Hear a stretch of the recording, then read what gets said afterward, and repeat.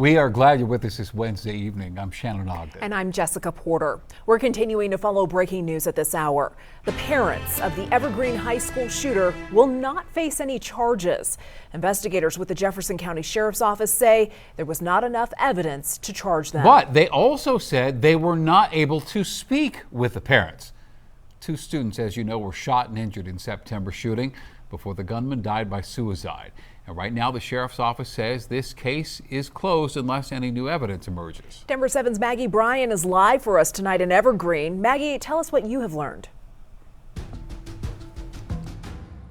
Good evening. A big update in this case that has impacted so many families in this community. For the past 5 months, investigators have been looking into how the shooter got the gun that was used in the shooting. And the sheriff's office says it took that long because they were never able to sit down with the parents of the suspect. I just got off the phone with the Jefferson County Sheriff's Office to get more clarification on that. A spokesperson tells me the night of the shooting, there were some short conversations with the parents of the suspect in the hospital, then some written communications with their lawyer, but then after that, all communications had stopped. So again, investigators were never able to sit down with the parents of the suspect, which the sheriff's office says is the parents' right to refuse. The sheriff's office says the gun used was a Smith & Wesson revolver. Investigators determined the gun was first purchased in 1966 in Florida and was owned by the shooter's grandmother. In a letter, the family's attorney told investigators the weapon was a family heirloom.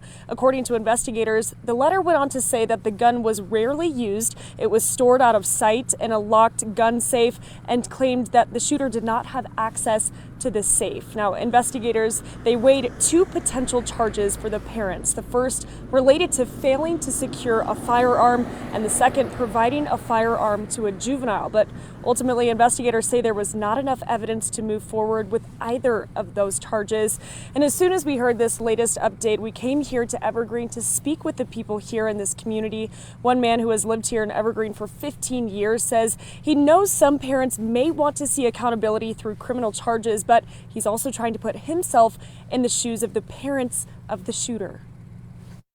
There stands the possibility that they had no clue, and we have to be understanding of that. On the same token, I have a friend who's had children in the school and almost got shot, and she's upset.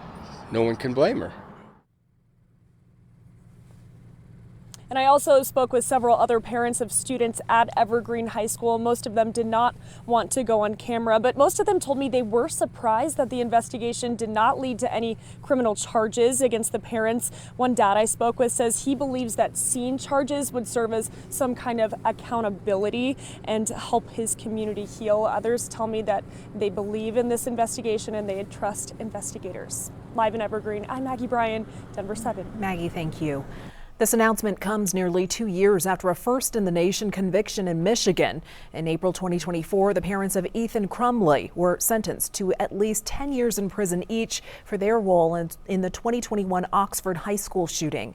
Prosecutors, a jury, and a judge all said they could have done more to prevent their son from gaining access to a firearm.